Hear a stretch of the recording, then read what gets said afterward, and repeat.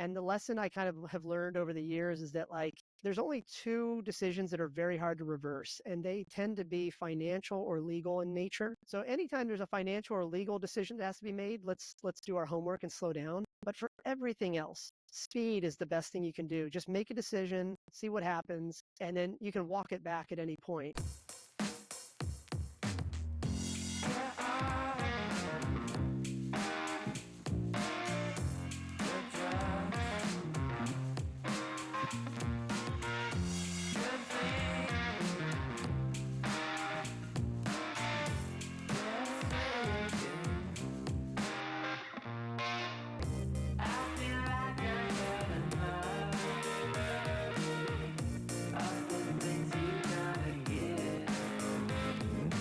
All right, Paul, welcome to Tech Scenes Unplugged. How's it going, man? I'm excited to be here, actually, but how's it going? Things are going great. Things are going great. It's funny, we've connected a couple times, but I actually kind of drawing back from my history, I actually remember a time that we met, and I think it was at Enterprise, the Casey Allen. You spoke, I Yeah, think, I at spoke one there of a those couple years ago. conferences. Yeah, I still talk to Casey probably once a quarter, actually. Okay, that's So so we funny. met there. Yeah, we met there. I mean, was that a few years back? It must have been 2018. I think I spoke there in 2018 or 2019, something like that. I did a keynote there. Yeah. Yeah, I what a must have been small back world, in man. town. I must have been back in town because it was in Minnesota. If people know what that conference is, like a SaaS conference. And I must have been back in town, and it happened to work out Yeah. because I was in LA at the time where I am now. I mean, I say this to Casey all the time, and I genuinely mean it. Like Enterprise Rising, that particular conference, I think is probably one of the best conferences for B2B, software venture-backed kind of companies in the Midwest. And now, Casey's got his reasons for maybe not running it as often or whatever, but I still think it's very good. I remember flying in and it was snowy. I still remember flying in and it was snowy and all that, but I met a lot of great people. And yeah, in fact, actually, my CTO here at my current company was the co-founder of my previous company, who I actually met at Enterprise Rising as well. So Really? yeah, it's a No small way. world. Yeah, the Yeah, that roads is sort a of lead small back world. to Casey Allen somehow. Yeah, Casey's a great guy. He's been at it for a long time, and he's got some new things coming up, which is going to be pretty exciting. Yeah, he I wouldn't don't know tell if me. he's He's in fully your neck of the woods. I don't know if he's fully launched it yet, but he's working on some stuff. And I was telling him the other day, like, man, the things that he's working on right now, he's gonna crush it because it's really needed, and I'm excited Oh, for that's him. cool. So yeah, I spoke to him 2 weeks ago, actually, not to date this recording, but I spoke to him 2 weeks ago, and he was alluding to it, but he wouldn't tell me anything about it. yeah. So we'll see. I will live in suspense and find out on Twitter like everybody else. That's awesome. All right, well, let's start from the beginning. I usually start with the company, but like for you, I kind of want to start with the beginning. And I think you and I probably were on the same age. It sounds like you started kind of in the mid 90s. Is that right? Yeah, I'm 43. I'm 43 at the time of All this right, recording. you're much younger than me then. What, did you start in Am I high though? school? I don't Were know. you in high school when you started? Yes, I actually was. So in high school, I started selling websites to people, and I did it. And I this was the Wild West. I don't know how much detail you want, but the gist of it is that like, you know, if we were to time travel back to that point, I didn't know the first thing about entrepreneurship. I didn't know what venture capital was. I didn't know what any of these things were. I was just a nerd with a Linux computer. And there were a bunch of other nerds that I went to school with that were like trying to figure out how to host their website for their like, I don't know, their games or something. I don't even Right, remember, right? right. And I was just like, yeah, hey, it's $8 a month, and I'll just throw you on my. I mean, I made it sound like a big deal, but I was like, yeah, I'll throw you on my server. Well, my server was like an old AST 33 megahertz. Like I'm aging myself here, but it was like a POS, and I just charged people $8 a month. And I remember at one point I was telling this story to somebody else, and he was like, well, how'd you come up with $8 as the fee? And I was like, well. At the time, I was really into like a Wendy's #6, which is the spicy chicken meal. And I was like, okay, with taxes here in Virginia, a spicy chicken meal was like $7 and change. And I thought if each new customer could buy one of those meals for me, it's probably a good deal. Right, right.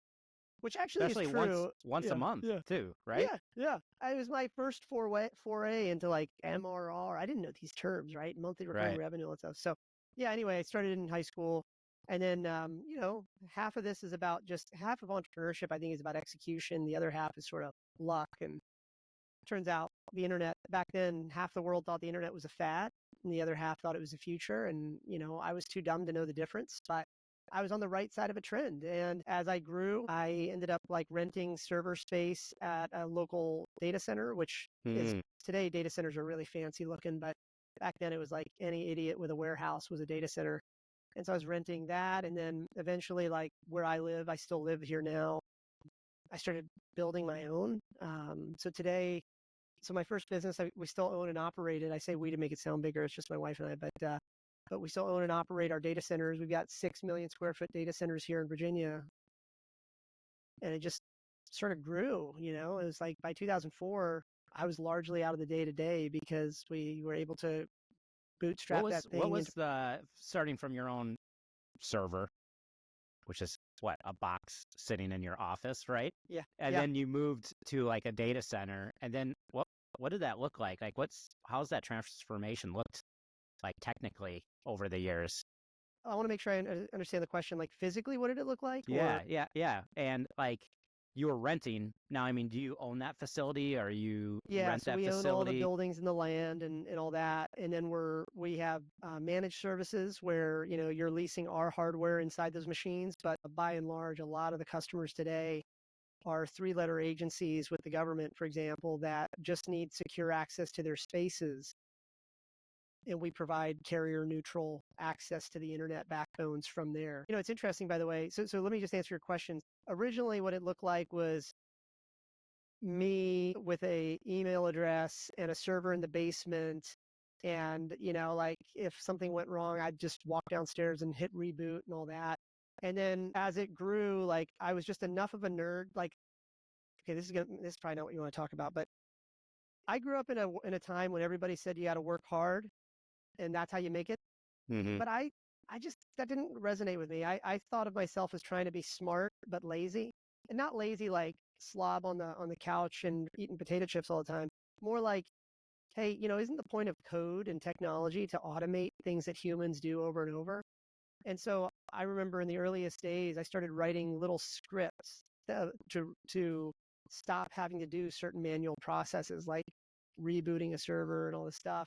And because I was so cash strapped, I had to do that instead of pay for like hardware to be able to do that. Right. A good example that is trivial today, but way back then, like you used to have to pay like a couple $100 to have a piece of hardware. I forget what they call them, but it was a piece of hardware that would attach to the back of a computer. And if that computer became non-responsive, it became a way for you to kind of like remotely see what was on the screen of that computer.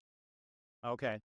Well, I didn't have that money at the time. And so I ended up writing scripts that would just check the server. It would ping the server itself. And if it was almost what we call the dead man switch, where if the computer stopped responding, it would just reboot it. And so, and then anyway, long story short, as we grew, I hit a physical limitation on how much physical power I could run into it was my parents' house at the time. We hit a limitation on how many amps were on the breaker box. I think it was like 150 amps on the breaker box. And when I crossed 50 amps, which is like 10 servers at the time, it was like, okay, I gotta, it was either spend 20 grand on my parents' house to get a bigger breaker box or go rent. And Hmm. so I went over to Reston, Virginia, and there was a company there that had a warehouse that had a lot of power. And I just rented a subset of the building and put a cage around it, like a physical cage so that nobody could mess with my servers. And then I just moved everything over there and started doing that. And then as we grew, I needed more and more floor space. And we got to a point where, you know, I, today where I live has got like 50,000 people at it. But 25 years ago, this part of town, Ashburn, Virginia, was like 4,000 people and a lot of dairy farms. And so I got There's to a point space. where and the math just kind of worked. I was like, well, I could just buy a piece of dirt and put a machine or a warehouse up and put my own stuff in there. And it just sort of evolved. And I don't know, like in hindsight, I can make it, I can, most people can make hindsight sound like we knew what we were doing. But my Right. experience with entrepreneurship has just been like, you sort of trip and stumble your way forward. And the lesson I kind of have learned over the years is that like there's only two decisions that are very hard to reverse, and they tend to be financial or legal in nature. So anytime there's a financial or legal decision that has to be made, let's do our homework and slow down. But for everything else, speed is the best thing you can do. Just make a decision, see what happens, and then you can walk it back at any point. Right. Um, and so, I agree with yeah, I that. I mean, tell a lot of people like, and that's why I always really push on being organized, because if you're organized, you can run faster than anybody else. And like you said, you can iterate, but yeah, you need to be yeah, organized to run. So you're at right, least running in the same direction. But yeah, that makes a lot of sense to me. But the legal and financial things, yeah, those can trip yeah, you yeah, up. yeah. Yeah, and I just remember like, um, I at the time I remember like our one of our biggest inflection points was probably is right my first year of college. So it was like late '99, maybe early 2000 was my first year of college. One of the big issues we were running into at the time was like I was hiring people in my fraternity to like help, which by the way, not recommended. Don't do that, you know. I did. I did. So but like I got to this point where the mistake, like we were not organized. We were just trying to like keep it all together, but also like they didn't understand my vision and where we were going. And we're all like friends and I don't know, there were no management books. There were no blogs back then. Right. And so I'm in like this small town of Ashburn, Virginia. There's no venture capital here. There's nobody else. Everybody else thinks I'm crazy for doing this because the internet's not a thing. And I just remember like, I was like, how do I make sure that we're all on the same page? And I remember going over to Best Buy was not a big thing at the time. I'm going to age myself. Circuit City was like the big store, like the local, it's for anybody listening, what Best Buy is today, Circuit City was like the jam back then. It was. It was. And I remember the other thing is, you remember like TVs today are like super flat and thin, but way back then they were like heavy. You could Huge die. box. They were so Yeah. big. Huge box. I remember like going to Circuit City one day. I was just so pissed off, and I was just like, man, like how come nobody on the team understands what I see?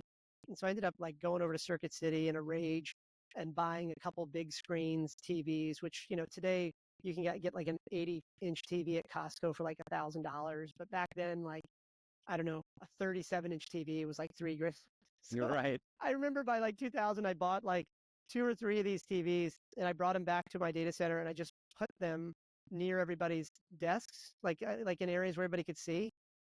And on it was basically a map of where all the packets at the time were coming through and going. Because like I wanted people to understand like, what we were doing in these buildings for non-technical people when they would like look at our buildings and be like, oh, okay, this is cool, but what is it? Like they couldn't quite understand things they don't see.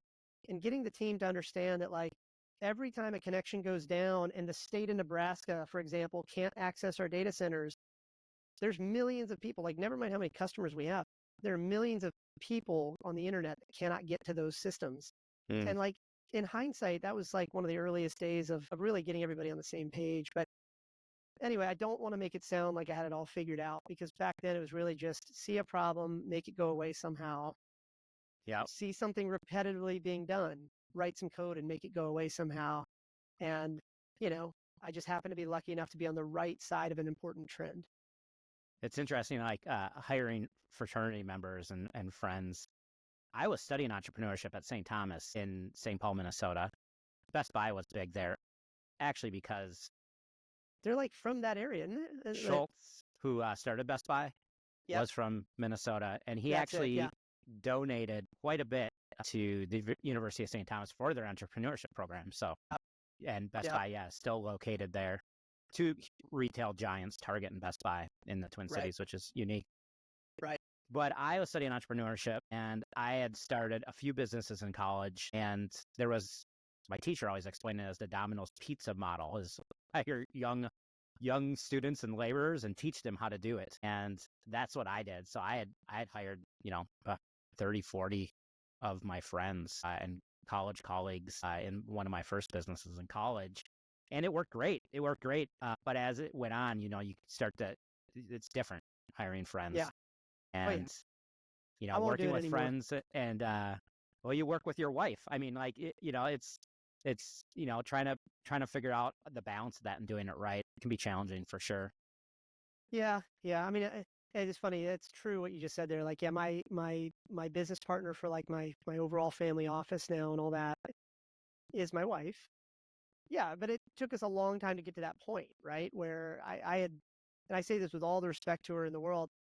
I mean, I only met her 10 years ago, right? So I'd done all these things, it feels like a lifetime before that. And, I don't think we really became business partners until well after, and I don't even know the dates actually, but I think it's probably 2016, probably ish, when it was like, hey, I kind of need to think about the fact that I got kids and family, and I got to think about estate planning and all the unsexy stuff, But anyway, I think like I feel like I'm rambling, but the point is though is that like if you look at my trajectory over the years, the only common piece is that I really am not afraid of saying I don't know, which I think makes a lot of people uncomfortable because I think we all grow up in environments where you're supposed to know everything and you're supposed to have the answers to everything and all I that. think that's the formula for success, honestly. I think having confidence of where you want to go and what you think we might need to do and bringing everybody in. But if you're not admitting the fact that you don't actually know everything, that's the reality. And I think the people, if you fake it until you make it, people aren't going to help you. Yeah. People won't Yeah. join you to figure it out with you. And so I think that's part of the formula. It's not the only piece, but I think you have to have confidence and you have to have that strong desire to win. But I think being transparent about you don't know everything transcends the organization to let other people say, hey, I don't exactly know either, which unearths the things that you need to actually work on. And if you're Right. too confident about everything, you're hiding the things that are not working or you're not sure about and you won't work on them. Yeah, yeah. It's interesting. I've invested in a little over 3,200 companies personally over the last 15 years, and we have a lot of co-investors. So when I say we have invested, I mean like my wife and I, through our family office that we call Results Junkies, have done all these direct investments. And so we have a lot of co-investors. We don't manage their money, but we have other co-investors in those deals. Anyway, a couple of days ago, one of them actually had called me about something else in we're common investors in a company. And he said something. He said, hey, I saw on your LinkedIn, you said something about X. He's like, do you really believe that? And I said to him, listen, man, I don't know if this is going to answer your question or terrify you. I said, 50% of what I put on social media is just me thinking out loud. The problem is you don't know which is which. You don't know which post is, what I believe to be true versus what I'm just kind of thinking about in public. And he was like, that is terrifying. He said, why do you do that? I said, well, you got to understand where I came from. I came from a world where there was no blogging, there was no social media. I didn't have anybody to riff these ideas on. So I just kind of like, I remember going to all these startup events in the late 90s, early 2000s, and everybody was like so closed off. You'd be like, hey, what are you working on? They'd be like, oh, I don't know. I can't tell you. You have to sign an NDA. And I'm like, okay, I'm not signing anything. Right, right. And what I found was these people, you go to enough startup events, they tend to never change. They're always just saying the same stuff over and over. And I remember, I don't want to be condescending, but they'd never like end up to amounting to much. And I just took the opposite approach. I just sort of wear my feelings on my sleeve. I say what I believe and what I don't know. And yeah, it gets me in trouble sometimes, but it also increases what I call the surface area for luck. I think people define luck as like Paul and Jeff just happen to know the right guys at Enterprise Rising. That's what, no, it's like, it probably would have been easier for me to not go to Enterprise Rising. Just like you said, it probably would have been easier for you not to go. It just so happened that lined up that day for you, you know? And then now we have that common story. And I think that's the thing. Like when I talk about tripping and stumbling forward, yeah, I probably look like a bumbling idiot to most people. But I think, look, what you and I exist in a world now where we don't have pensions anymore. Like my mom worked at a bank for 40 some years. She's got a pension, right? But for most of us in 2024 and beyond, nobody has that anymore. And so her success and that generation's success tends to be a function of how many years they're willing to do something or Yeah, tolerate something.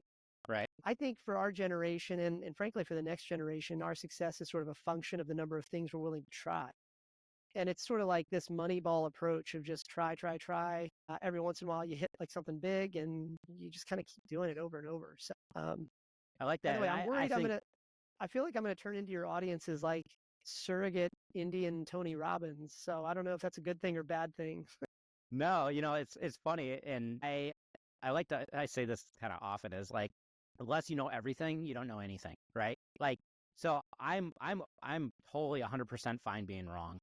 And that I think, I don't know if that scares people, but that's just the honesty of like, I don't know everything, but I can reflect on a lot of things that I've seen over and over again that I'm pretty confident about because I've seen them so many times. Like I've had the opportunity to be under hundreds and hundreds of these companies, and I've seen the same problems.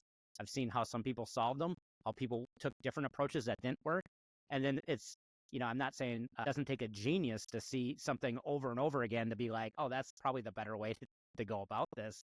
And so I Yeah. think for me, it's like, I am still open. Like I feel really strong about the peak methodology because I've seen this stuff for 25 years and Yeah. I've like Yeah. pulled together this stuff, but I'm still like leave that openness to be like, how did you solve it? Did you solve it a different way? Like maybe we could add that and another team could use that, right? So I think that Yeah. collaboration and openness, I think in the VC world is not really there because I think this is kind of the thread of the problem is that as a CEO, you are raising capital. And so you have stakeholders that are, people that are funding you and your board members, your employees, your customers, everybody around you technically is your boss. And so I think a lot of CEOs, and especially the ones I work with, and I know this to be true of them, is that they have to really think about what they're going to say and have to be very careful about what they say because they may say something that may scare someone or scare someone away so they're very, Yeah. kind of held back. And that's what makes it lonely for them. And I think that's where it's hard to be super transparent and collaborative because they're thinking of all these, they're surrounded by stakeholders. Yeah. It's one of those things. I don't disagree with that, by the way. I think it's one of those things where there's a time and place for everything. Like if I was running a publicly traded company, yeah, I'm probably not the right guy because I probably just talk too openly. And, saying I don't know could do some bad things to your public share price, I don't know. And so it really just, yeah, there is a component of it depends to this entire part of the Right. conversation. It depends on what you're all about. It depends on what industry you're in, what stage you're in. Um, and that's sort of the nuance here, right? Because so much of entrepreneurship is sort of it's become fashionable, for example, to talk about hustle culture, like hustle hard, and the Gary Vaynerchuks of the world have a good dude, I'm sure, but his whole message is about hustle. And I get it, right? Like if you're starting out, yeah, you are going to have to hustle, right? And on the flip side, on the other end of that spectrum, you could be running a publicly traded company and the cost of one bad decision could outweigh, 10 good ones. And you got to like act differently. So there's no good solution here in the middle. But for me, like my history has really just always been sort of that early to mid stage of the company. How do you go from 0 to 1? How do you go from 1 to 100? And then Right. kind of go from there. So, Let's go back to your story a little bit. Like, so running and growing this data center, how did you get into investing? this is funny. Yeah. So okay. So it's fun. It's funny because in hindsight, there's always the public truth for everything. There's always like the public story, the private story, and then the truth sits somewhere between them. So the public story goes, where for people who don't know, like I live in Northern Virginia. The big airport here is Dulles Airport. It's a big United Airlines hub, which just means that like you can basically get on a plane and it's nonstop to like 400 places on the planet from here. So, so let's just do the timeline here. Uh, by 2004, I had these 6 large data centers. We had the who's who of customers. We're talking 6 million square feet of space. So if you can imagine that, like, I mean, the way to think about it is 45,000 square feet is about 1 acre. So you can do the math, 6 million divided by 45,000. You can kind of get a mental model of how much floor space we're thinking. So by 2004, I've got a great team in place. I'm largely out of the day to day. And I was screwing around. I went and did some time volunteering at the Office of Science, Tech, and Policy for the White House for a couple of years. I did a bunch of stuff. By 2008, I started like noticing, I was like, I'd read about angel investing, but I don't totally understand it. Cause again, I don't live in Silicon Valley. I don't know what any of that stuff is, right? But I noticed like looking at our customer base, actually, let me just cut to the chase. The public story is I would just jump on the cheapest flight every Tuesday and go somewhere and meet people and then invest. The reality, when you mix in the truth, is I would look at our customers, and I remember going to our my account managers within my data centers and say, "Who's your top 3 growing customers by traffic, and can I get an intro?" Mm. And then I would just go meet them, And one thing led to another, and as you start to think about that, like, most people don't realize that a lot of the companies that are household names today didn't actually start with that name or that idea. Right. We can look at like, well, anyway, I can give you examples. The point is, though, is that that's how it all worked out. And then I remember when I met my first investment, I, was like, okay, I think at the time it was called FreshBooks, but it was software to do accounting. But it turned out the company itself was a web design firm in Canada. They had built this piece of software to help themselves bill their customers. And so I remember my attorney I was like, yeah, we'll just invest 50K. I don't know what the number was into Mike's company. And my attorney was like, hey, Paul, they're Canadian, right? I don't know what this means. I'm like, I don't understand why. Does that matter? And he was like, well, you should probably set up an LLC. And anyway, so this is the thing. Like, I didn't know what I didn't know. And so I would just kind of go from there. So anyway, I got into investing by looking at patterns of the data, in my data centers. And then from there, uh, from 2008 to 2010, I was just angel investing. My personal goal was to try to do 200 deals a year. That number was just sort of a napkin math number. So I try to do very basic math. I was trying to figure out how do you minimize portfolio risk. And I was like reading like theory on this stuff. And so it turns out actually, if you run these Monte Carlo simulations and all this other nerd stuff, it turns out if you can get to about 125 deals per time period, whether your time period is 1 year, 10 years, whatever it is, if you can do 125-ish deals within a certain time period, you can reduce portfolio risk in my model to like less than 5% probability that you lose all the money. And so I hadn't come from money, by the way, right? So I'm trying to think about like how to not lose this money and play in the venture game. So anyway, kept doing that. And it wasn't until 2 years later that it got institutionalized into a venture firm that I, co-founded called 500 Global, 500 Startups and all that stuff. Great team there. I was operational with them 3 or 4 years of it. Yeah. How did 500 Startups come about? How did that come about? Oh, I'm sure there's like different stories all over the internet on this. My story, my piece of that is like one of my biggest competitors at the time when I was running my data centers was another startup in Texas called Rackspace. And so Rackspace is a very big company today, but back then I was running my company largely from the dorm rooms at George Mason University here in Virginia. And at that time in the late 90s, early 2000s, Rackspace was essentially running out of the dorm rooms at Trinity University in San Antonio.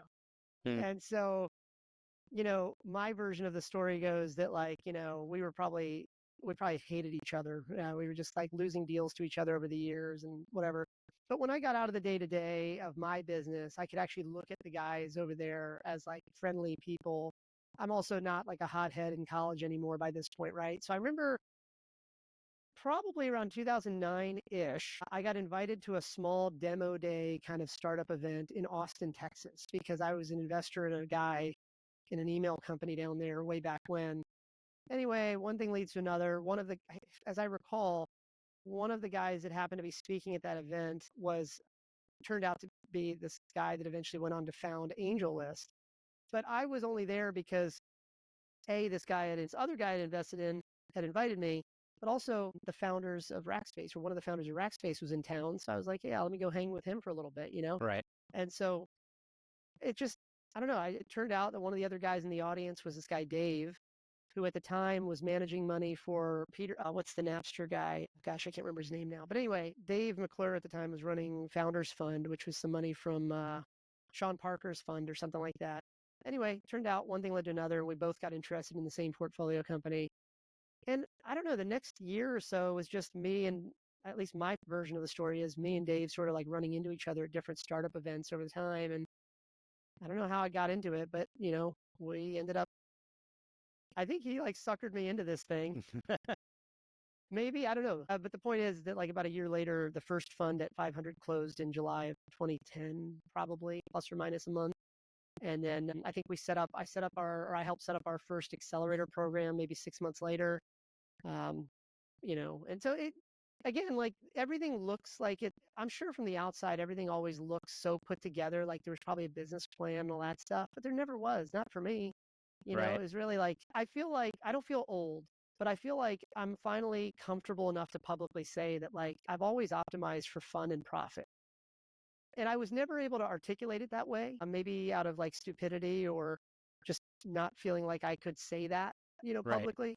Yeah. But every time I came to this realization about 10 years ago that every bad decision I ever made in business was when I put money first. And every good decision that I ever made in business was when I put what I thought was important first, which was fun and profit. If it was fun, I'd say like what does fun mean? It means like most people just say yes to everybody because they're being polite. I have this personal rule that like I do not do something unless I can say hell yeah. Like not just yeah, but hell yeah. If it's not a hell yeah, I'm not going to do it. Right? So that's what fun means to me. And then profitability, it's like I don't know when it became cool in startup circles to like make ends meet. Like if we're going to do this, let's at least like if we're going to eat shit for a little bit, let's make sure that like the math works out where that makes that where it turns out to be worth it for a while. Mm-hmm. Because it's like it's probably easier to go get a job somewhere. Let's just go do that if that's the goal. Yeah. But Right. for me, like I'm willing to go upside down personally, professionally, even financially in some cases for 6 or 12 months if I think there's a there there.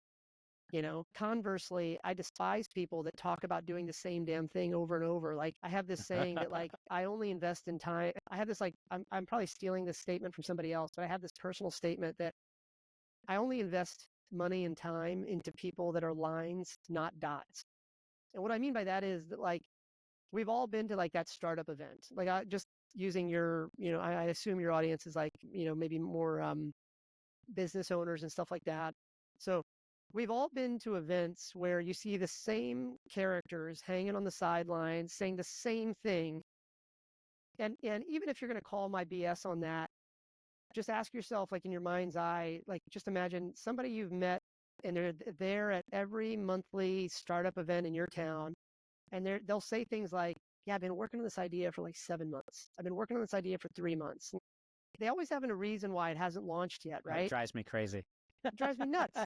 Drives me And like crazy. and like in my mind, I kind of think to myself, like, when did it become cool?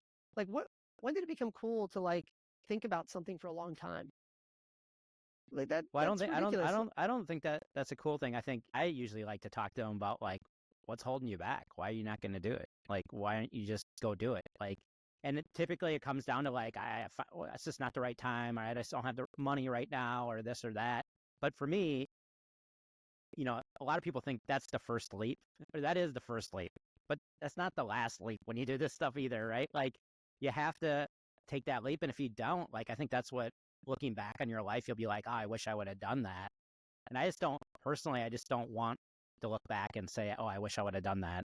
I like to jump in and do things. And I think there's certain people that are wired for that and certain people that aren't. Like there's different risk tolerances. And Yeah. but Yeah. it isn't the only leap you're going to make when you do it too. And I think a lot of people think that's the first leap and then you're good. I've tried a lot of things. Well, I've tried a lot of it things. sort of gets us into nothing. Again, I'm hesitating because I don't want to turn into like the self-help guy here. But I think the thing is people are stingy with their money but loose with their time, and that is just not the right way to do things. I'll just use the example here. Like people may not believe that money is fungible, but it is, right? Like we can make more of it. We can work more. I mean, like as much as it's unsexy to say, like you can make more money but you can't get the time back. And everybody knows that, but they don't behave that way. So if I said to you, I won't use you as an example, but if I said to somebody at that event, hey man, let's go get coffee, I would bet money that out of politeness or maybe like self-serving interest or whatever, most people would say yes. Yeah, man, let's go do it, right? But conversely, if I said, hey, I just met you, hey, this is a cool conversation. By the way, can I borrow $20? Most people would be like, no, no, no, no, no. Like they'd find some reason to like not, oh, I didn't bring it with me or whatever, right? But the thing is, you should kind of do the opposite. If I said to you, let's get coffee, you'd be like, oh man, look, I'm here at this event. I really want to meet everybody. How about next week or something? Or how about not at all? Because you Right. can't get that 20 minutes back. Yep. And conversely, if I said, oh man, I forgot $20 or do you have $20? If you have it, let me borrow it. Because, obviously don't give it to every stranger on the street, right? But you can make another 20. But now you've got this like chance to maybe tell a fun story later on. Who knows where it goes, right? That's interesting. So that's time and money. And when I think of like the teams that I work with, I talk about this a lot. Time and capital, let's call it. And then the third one's energy, right? Like it's time, capital, energy. And if you think of like a timeline, We only have so much capital through that timeline and energy of our people, right? And I think as a CEO, your job is not much different than like an investor, because you are organizing a team and really determining how much capital and how much energy we want to extend in certain areas, Well, you know, right? yeah, I never had a form. Or go ahead, finish your thought. Sorry. And Yes. no, I think what I'm trying to say is I think people forget that energy and time are resources that will deplete. We all know money will be, especially the CEOs that I work with, they know like I have limited capital, which means I have limited time. We also have limited energy for themselves as well as their team.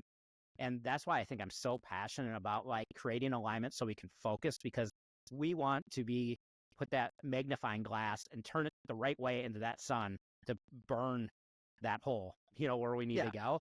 And Yeah. with the teams that are not doing that, is they waste that time, they waste that capital, and they waste that energy. Yeah. I mean, at some point, short answer for a short comment is yes. Yes.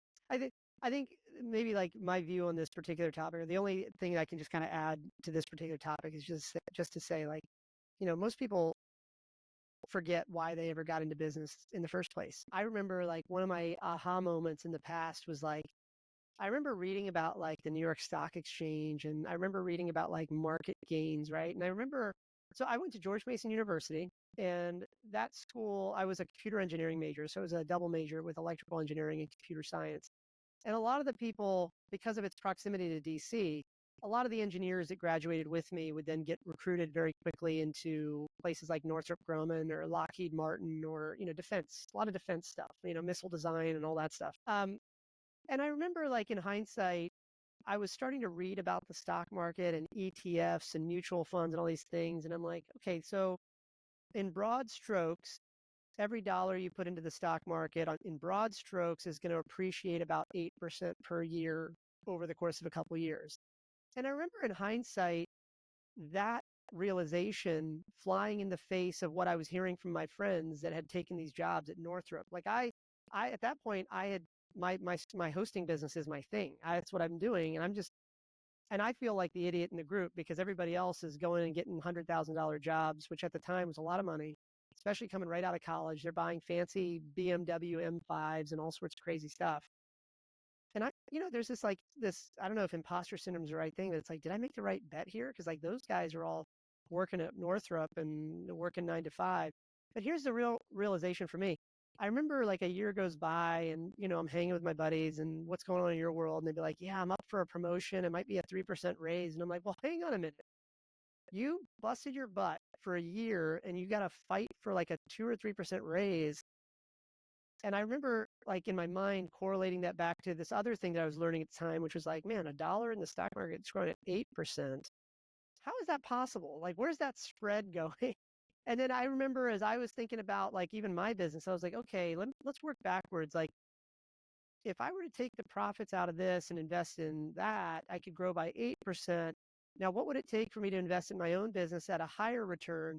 And again, in hindsight, I can tell you all these like fancy stories, but when you're sitting there with an Excel spreadsheet trying to do the math, I don't know. It was just like I call it my street MBA, where it Yeah. was like everybody was telling me like all these fancy things, like what's your P&L, what's your, your balance sheet, which are important operational things. I understand that, right?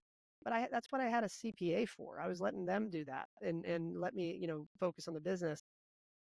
Okay, so this leads me to like maybe a topic you can crush it if you want. But I think in broad strokes, I think there's the operator mindset, then there's the owner mindset, and then there's the investor mindset. And nobody really ever talks about the difference of these. So the operator mindset is like, hey, I do this, I press that button, I have this process. Everybody starts at the operator level. It doesn't Yep. matter. Just Yep. everybody starts at that layer in your career, in your company, everything. Then you eventually get graduated up into the owner level of thinking, which is owner level is like, okay, now I'm responsible for something. You could be the owner of a division in a larger company. You could be the owner of your plumbing company. But either way, the difference between the operator and the owner is the owner is now taking the risk of the downside and getting the upside theoretically The of responsibility. right. So now that owner mindset is much more heavy. That's what keeps you up at night, right? Because you're on the hook. Most people, if they succeed, get to that owner level and they never consider moving to the next level, which is what I call the investor level or the investor mindset, which is like, okay, now you've become the owner, and now you've got to do asset allocation of time, resources, energy to Right. start figuring out, like, as an investor, how do I now de-risk, because I've got this one business. And I remember, for me, in hindsight, you know, a lot of the people that were talking to me at the time, and maybe the 2005, 2006, were trying to convince me to sell the business. They're like, Paul, you got this thing. And they kind of made it sound like I had to sell to see anything. And I remember in my mind thinking, well, hang on, like, I've got a business that's spinning off cash. And I'm extracting profits quarterly. I've got a great team at the time of about 50 or 55 people running the business for me, and we're paying them great salaries. And still, there's probably like 30-ish percent net margins that I'm able to like pull out of the business every quarter. Actually, the rule was I would take half of it and then reinvest the other half. But the point is, I was like, why not just use that instead of selling the business? What if I were to like put that money to work? And that, in hindsight, is how I started investing. Because I remember thinking, like, okay, I don't have any kids. I could go a lot of these wealth advisors. I never had like a wealth advisor or like any of these money Right. managers, but all these dudes show up out of nowhere, right? They're like, I don't know how they even get your names, but they just find you. And everybody's like, well, I can manage your money for this and that. And I'm like, okay, where are you going to put it? And they'd be like, well, I'll put it into these things. And okay, what are the returns? Well, we can't tell you, but forward-looking statements. But they'd say all these things to hedge their bet. Yeah. And I'm thinking to myself, like, wow, that must be nice to have basically no downside if you screw this up, and a percentage of the upside if you do nothing right or something right. Like, that's Right. crazy. And at the time, I didn't have kids. I wasn't married.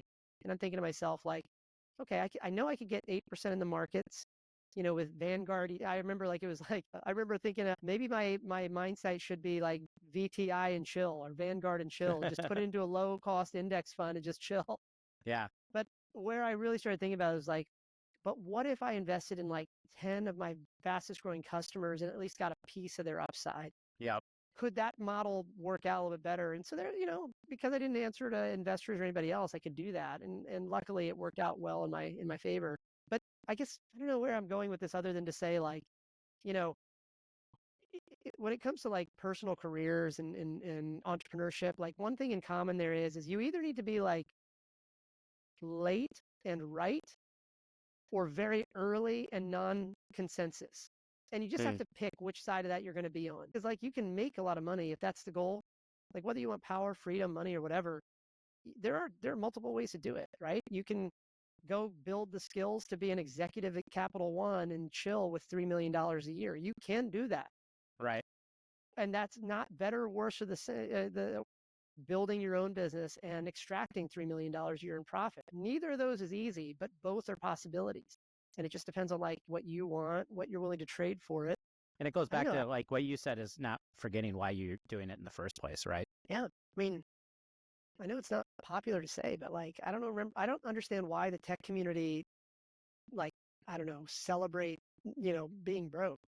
I mean, again, I say that with all the respect in the world, Right. but, it's like, when we think about startup founders, the stereotypical view in most people's mind is like somebody with a sweatshirt, hasn't showered in 3 days. Like, that's the stereotype mindset, right? But I don't know, like, the the guy that owns the local plumbing company that drives like the $200,000 pickup truck, he's doing pretty well for himself, Yeah. and the I gal that remember owns I it. remember back in now this is back I graduated finance and entrepreneurship at University of St. Thomas.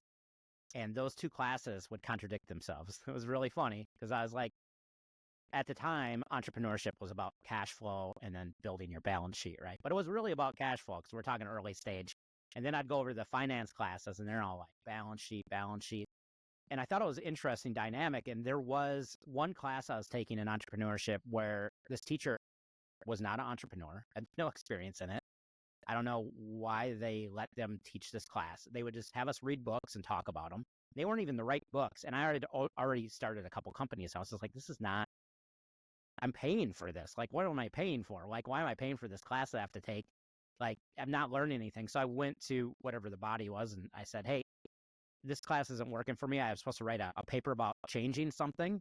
and I want to change myself out of this class. And I thought they were going to laugh at me. I was a student, and they said, okay, here's what we're going to do.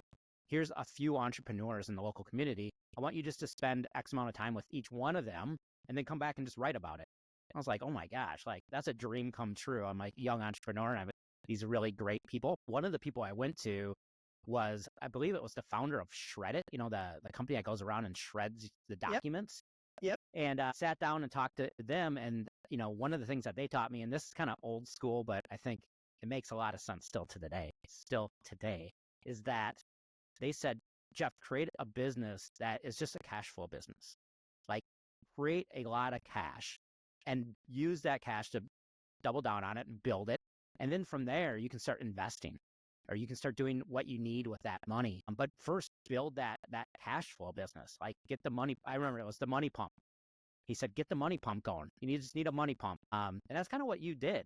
Like, I think you created that money pump that allowed you to have capital to reinvest or invest in other angles and diversify yourself, which I think can work. And I think it can still work today. Like you said, that plumber, the guy that owns a plumbing company driving around a $200,000 Beamer, has the money pump. Yeah, I mean, I agree. I 100% agree. I mean, I think Warren Buffett, I think it was, said one time, he said, like, the first 100K of profit is the bitch. That's the hard part. But once you get there, the discipline that you had to get there, the ruthlessness, of a focus that you had to get there is what's going to serve you to get to that next million, the next two, Yeah. That sort of thing. Now, all that said, I think the one thing I want to end with that all the people I work with are on the front lines of innovation. They're really putting themselves out there, oftentimes with no cash, no, wealth building yet. And they have an idea and they want to solve a problem, and they're using technology, and they're on the front lines of innovation to try to make something happen and do things that never happened before. And that's risky. And I do applaud those founders and CEOs and their leadership teams that I work with for doing that, because I think, honestly, that's what's moving society forward, is these people willing to take these risks. And oftentimes, if they're the first-time founders or even multi-time founders that maybe haven't hit it yet, they're really risking their financial future to make this stuff happen. And frankly, we need those people to do that if we're going to move forward.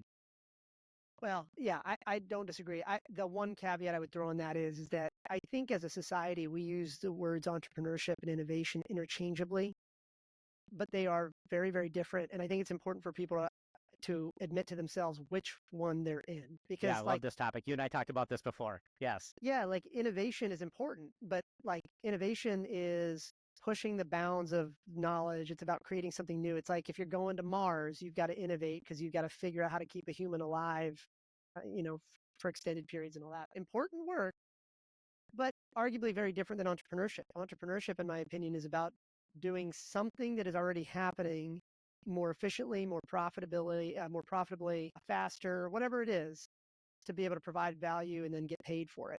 And neither of those are wrong, but it is slightly different. Like, when I think about somebody asked me the other day, like, he was like, what's your investing thesis? And I was like, okay, what do you expect the answer to be? And he was like, well, deal size, this, that, and the other. I was like, that's the tail wagging the dog. And I'm sure there's somebody on our team that can answer the question for you. I said, like, look, here's what I know. I know that the biggest money to be made over the last 10, 15 years, and probably the next 10 or 15 years, is at the intersection of online and offline. And he was like, what do you mean? I said, well, I think that, let's just use the example of a plumber that you and I just used a moment ago. 15 years ago, that plumber was largely running their business off of the back of a notepad, like literally a piece of paper and a pen that was sitting on the center console of their truck. Today, maybe they're doing less of that because they have a piece of software that does the scheduling and the routing. They're able to collect money on Stripe and get paid tomorrow, as opposed to running around carbon copies to the bank at the end of every day. And over the next 10 or 15 years, like, who knows what it's going to look like, but it's this intersection between the real world and technology. This is going to sound a little cynical, but here's the anti version of this. In the bigger picture, nobody cares about AI versus blockchain versus MySQL databases. Like, even though everybody in the entrepreneurial world wants to talk about technology, you and I have no idea what database. Like, we're using Riverside for this recording. Do we actually care what server is this thing sitting on behind the scenes? You and I have never talked about it once. right? That's true. That's like, to me, the real opportunity for entrepreneurially minded people today is to like abstract yourself away from the technology and how it works. Like, yeah, those are important. But when you think about, okay, so I'll end my little ramble on this. One of the number one questions I get from people is, particularly from young people, I should say, is they'll say like, what should I work on? And I say, well, if I knew, I wouldn't tell you. I would just go do it. But once I get past that bad joke, what I say is like, look, if you are the kind of person that thinks about like, you love the idea of a consumer business, look at something highly repetitive. What are things that you do that's highly repetitive as a consumer, or somebody you know, or a large number of people you know is highly repetitive, and let's build towards that. And then, but if you're like more B2B minded, you like to sell to businesses, you think that's more interesting, just look for anywhere they got a spreadsheet in their business. There's probably an opportunity there.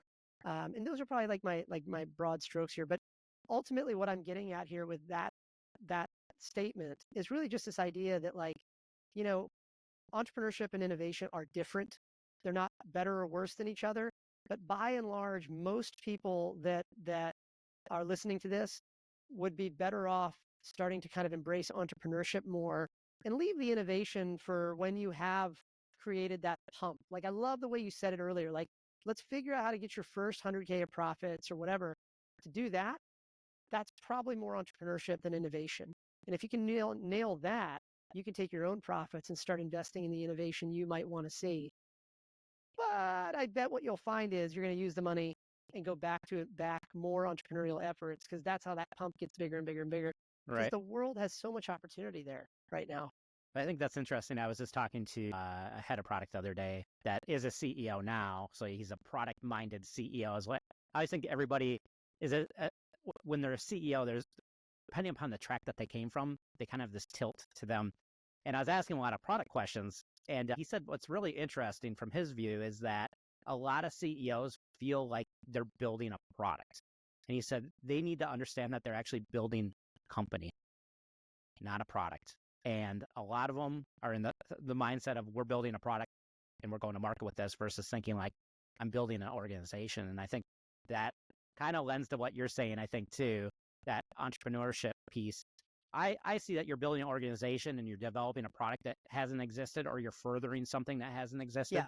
And the plumbing thing's a funny example. Back in 1999, 2000, I was with a company called Gearworks. We're at the time called it handheld mobile technology, because we thought in the future everybody will have a computer outside the office and it will be on this device. We had these chromatic symbol devices, and we actually built the first application for field workers so they could actually do the work. But the funny thing is, I'll never forget this. We're on the cusp of raising, I believe, our Series B. And we needed customers really bad. Everybody got on the phones and was cold calling. And I dialed up Steve Poppy at the time, who was the CIO of Roto-Rooter. And he answered the phone. And I said, Steve, this is Jeff Martin, Gearworks. We're doing handheld mobile technology, field workers. And he just went silent. I was like, he's going to hang up on me. And he goes, Jeff, I've been waiting for this call for 2 years. And I was like, what? And that became, like, any early stage company typically is looking for that one big premier client. And that's what it was for Gearworks, is that we hit Roto-Rooter and they wanted it, and we implemented, and having Roto-Rooter allowed us to get a bunch of other plumbing companies and then electrical companies. And so it was funny that we used that example, but that was my experience with that. It's like nailing that number one. And all of us were on the phone. The CEO, I remember we all made a big event, like everybody got on the phone. We're going to just cold call and see what we can get. And that one dial changed the direction of that company that eventually got acquired. We were a little early in the market on that one. We were a little early. Like I said, that technology couldn't exist on the phones, and we had these devices, and we're, it's complicated back then. But is it safe to say that, like, so first of all, what you're saying is true, right? Like, because that's what you experienced, that one call paved the way for a lot of the future success. But devil's advocate here, isn't it also safe to say that 200 failed dials that you had previously all trained you to get to that point and be ready for that call? Is that a fair statement? Oh, yeah. Yeah. See, and that's the part I feel like nobody ever 100%. talks about because, like, like again, I'll just throw myself under the bus. Everybody kind of like it's easy to look back at my story and be like, oh my gosh, wow, you did this and that or whatever, and that's cool. Whatever, my ego loves it, I'm sure, right? But nobody ever wants to talk about like the 87 things I tried that never worked, Mm-hmm. you know? And the only difference between me and anybody else, like it wasn't how smart I was. It was basically my willingness to just try stuff and not be romantic about the outcome. It was really just Right. about the process. Yeah. And again, I know that sounds like Tony Robbins or whatever, but I think it's such an important thing to talk about because nobody ever talks about this. They talk about like I like think I talk investors. about it a lot, but I think I talk about it too high level and people don't understand what I'm saying. So what I refer to that as the dialing in of your business or anything that you're doing. And that's a process. It's the scientific method, right? Like we believe some of these things are going to work. We're going to try some of these things. And then, oh, some of these things work. Like I was making cold calls and the way I was saying it didn't work. And then I started figuring out the right person to call. And then I started saying it. And now I'm going to say it a little bit different. And taking those experiments, because we only have so much time and capital and energy to put on those experiments, that is a system that we're doing. And the cleaner you can make that, when you have one team and it's the pizza size team, it's easy to do that. And then you grow and now you're a team of teams. But how do you get all your teams, sales, product, engineering, making those right bets and having a closed loop system? And that's really like what I refer to as the operating system, is doing it in a controlled way, not over processing, by the way. You have to have a balance here, but like, what's your methodology to like experiment, figure things out, then double down, triple down on the things that work and keep on moving forward. And I think that is what is the difference of teams that succeed and the ones that fail, that can do that. And they communicate that learning back so we can all stay on the same page and make the right decisions as we continue to do that. Companies that are flat and they don't need to learn anything anymore don't need to use OKRs. They don't need to, they have their KPIs. They all know exactly what they're doing. They're just doing it over and over again until someone comes and disrupts them, right? But the earlier stage you are, the more experiments you're making, the more bets you're making. And then eventually you'll have some maintenance work because you figured out, oh, these things work, so I'm doing this and experimenting. And that's where some people also get confused. They're like, OKRs, like, I got to do that on top of my job. I'm like, well, you're in a company that's building, so that is your job. That's part of your job, right? As you scale more, eventually it'll just be maintenance. And then people like you and I leave because that's not interesting to us. But we also need those people. We also need those it's people, just right? it's different, right? Yeah. There's I mean, like we can all point at like survivor bias, which is like you look at companies like Facebook, which are still founder-led companies. But it's important to realize it's important to have like the broader context, which is that's extremely rare. Right. Most often, Very rare. it's more likely than not that there's a point at which the founder is no longer the right one, and and that's okay. Like it's 100% okay. like I'm not the right guy for most businesses either. Yeah. But I think everybody I has don't know. their role. I think everybody has a role somewhere doing something that is the best fit for them. And I really believe that. And for me, it's about just making sure that we have the right people on the team and the right systems so they can scale and succeed.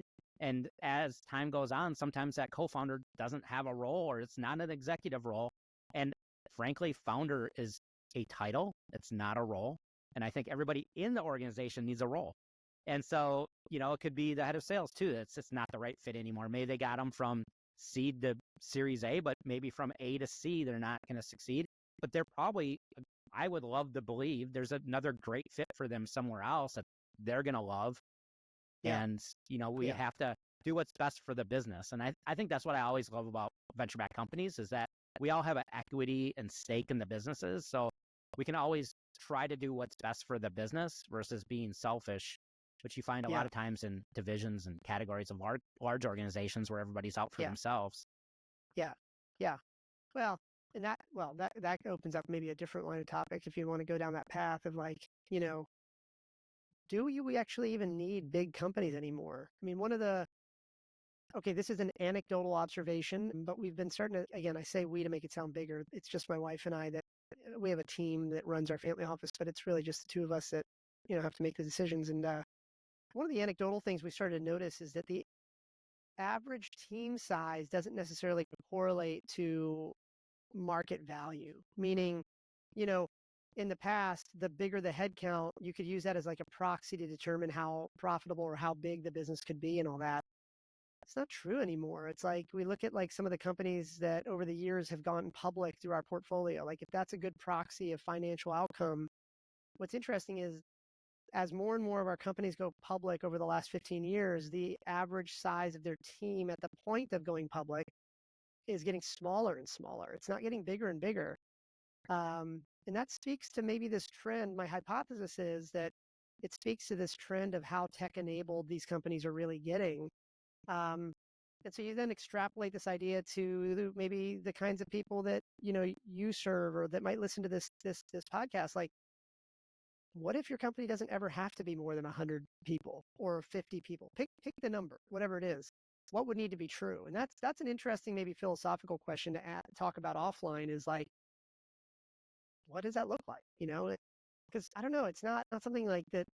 I don't know. As more and more of these offline businesses start to embrace technology, in other words, like, do you really need? I remember my dad had he worked at a bricklaying company, and their output was a direct function of how many guys they could put out in the field, right? Because you have to physically place the bricks on the ground. And over the years, as machinery has gotten better, they've had to they still need the bricklayers, but all the support people are getting replaced with hydraulic equipment and stuff. Like the guys that used to move the bricks around for the bricklayer, those guys are disappearing, right? Which I know is like everybody's like, duh. But isn't that what's always happening with technology? Like when we think about AI right now, as much as I'm like groaning on the inside talking about this, when we think about AI, a lot of the mainstream narrative is about like, oh my gosh, we're going to get to artificial general intelligence. We're going to be able to like never see a doctor, all these things, which may or may not be true over the course of the next couple of years. That's not my point. My point is that the people that will be most affected by this and the use cases of AI that will be most noticeable are going to be the in-betweens. It's going to be like, hey, do you really need a executive admin when you could just ask your email client the question in plain Right. English? Like, I don't know, there's something to that. And so when we think about that plumbing business, actually, let's use HVAC. A guy came to fix my HVAC unit the other day, and he asked a question to me after we did this, after he fixed it all up or whatever. He was like, hey, by the way, how'd you hear about us? I said, to be honest, man, I kind of Googled HVAC in my zip code. There were like 5 phone numbers that came up, and honestly, you're the only guy that called me back. And he was like, that's great to hear, and like when I think about it, I was like, how did you do that, by the way? Because he's like a one-man shop. Like, how'd you do that, by the way? He's like, well, I don't know. I just kind of used my cell phone on the like I just texted you from the car when you were like called my main line or whatever. And I don't know, it just seems like so basic, right? But everybody's thinking about innovation, and this guy was like entrepreneurial. He's just kind of like, yeah, I don't know, man. It was just my cell phone that you called. You just didn't know it. I'm like, oh, that's terrifying and amazing. You're licensed, right? He's like, oh yeah, I'm licensed. But I don't know. Okay, so maybe this is another controversial statement. You got to cut me off when you want. Everybody tries to be the best. Everybody's like, how do we become the best? Truth is that in most industries, all you got to be is 5% less worse and you win. What do you Think mean about by that that? for a minute. Well, I'll just use myself as an example. One of the most common questions I get from co-investors, they'll ask me about like how my wife and I invest or whatever. And they'll say, Paul, how do you do so many deals? How do you guys do this? You're running Yeah, I want to know strata. that. I want to know that answer. And just to kind of like jump into it, they'll ask this question, and they'll almost always ask it in a roundabout way. But then I'll kind of cut them off, and I'll say, "Hey, listen, where do you think returns come from?"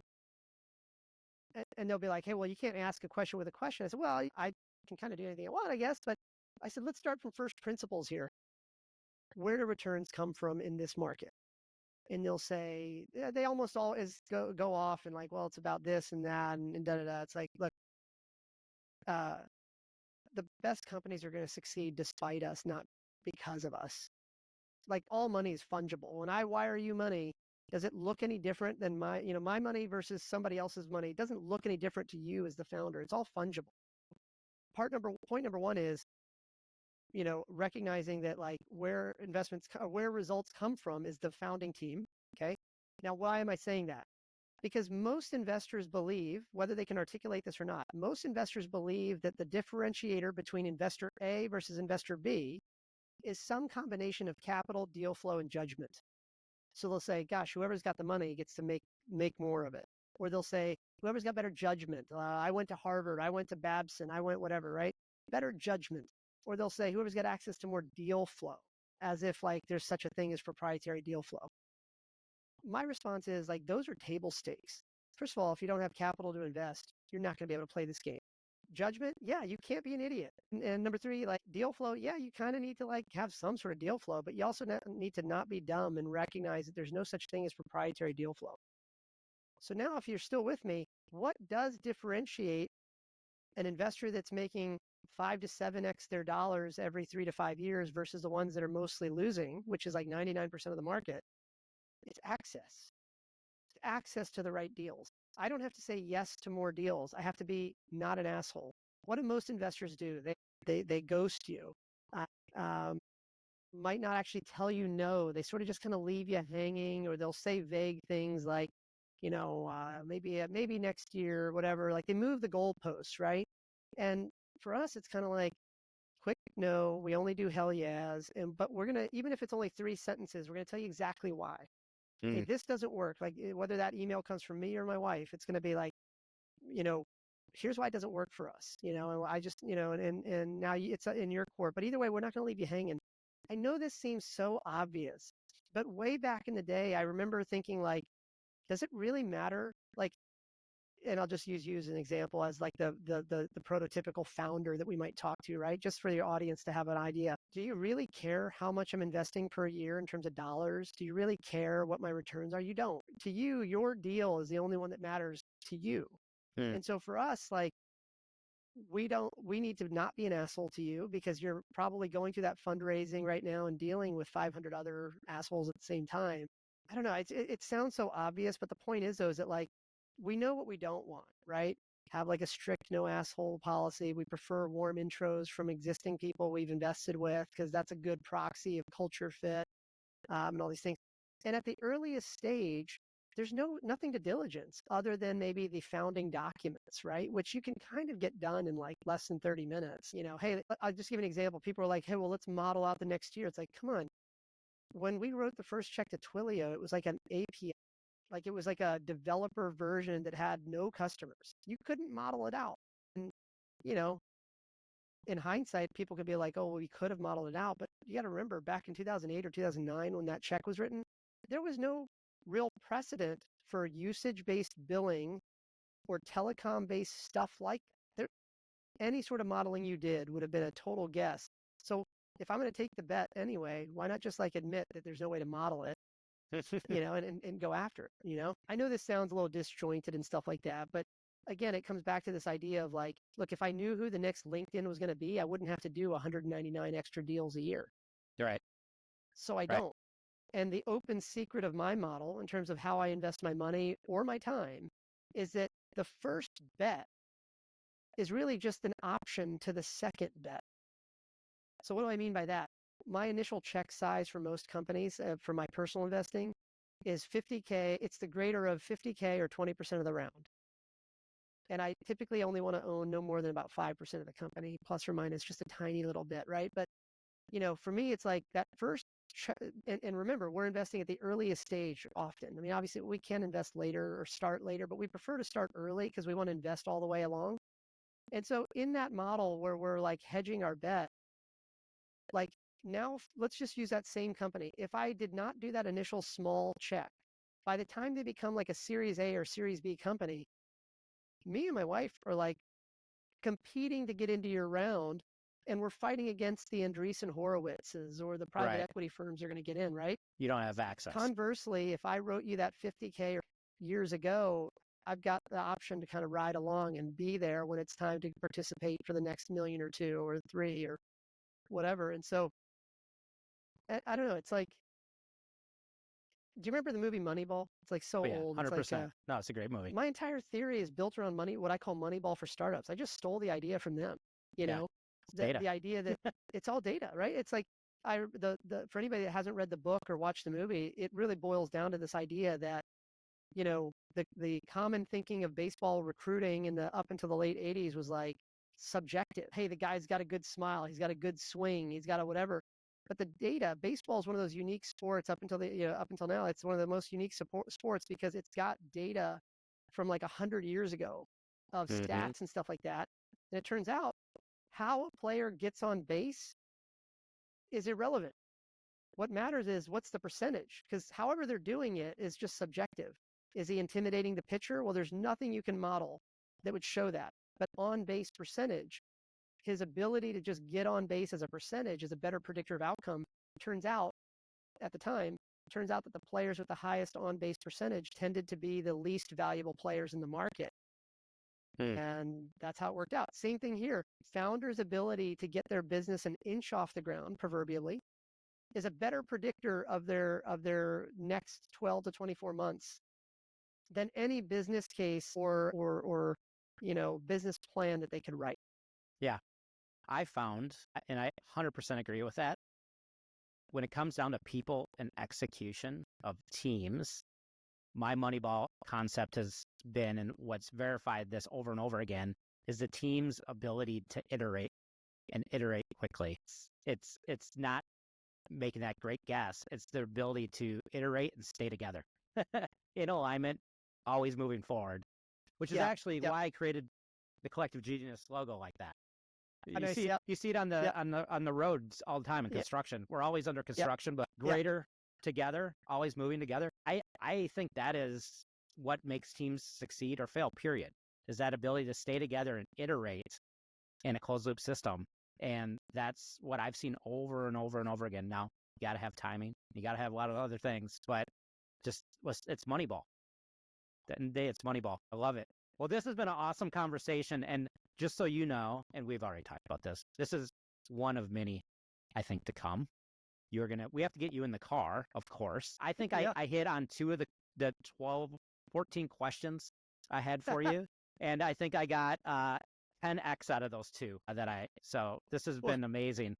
And I love talking to you. I'm happy to do it anytime you want. Yeah, I'm happy to do it anytime you want. And there's a small chance I'll be doing like a sort of an LA tour of customers and contacts for us. And when I do that, maybe I can email you in advance and see if we can figure out how to get this car ride in place too. Yeah, 100%. 100% we'll get together. And so my last question I always ask, and we're going to do it anyways, even though that I'm going to see you again on this, is here's the scenario. You are trapped on a desert island. It's a tropical, nice desert island, so I hope you like the tropics. You have all the food and water and shelter that you need, so you're set. You're good. Even some healthcare. Let's make it even better. I don't know how you're going to get that. But the problem is that there's no entertainment on this island. So you are trapped on this island. There's no entertainment. However, old 80s boombox drifts ashore with unlimited batteries. However, you can only bring one cassette tape to listen to the rest of your life. It can be of any genre, any time frame.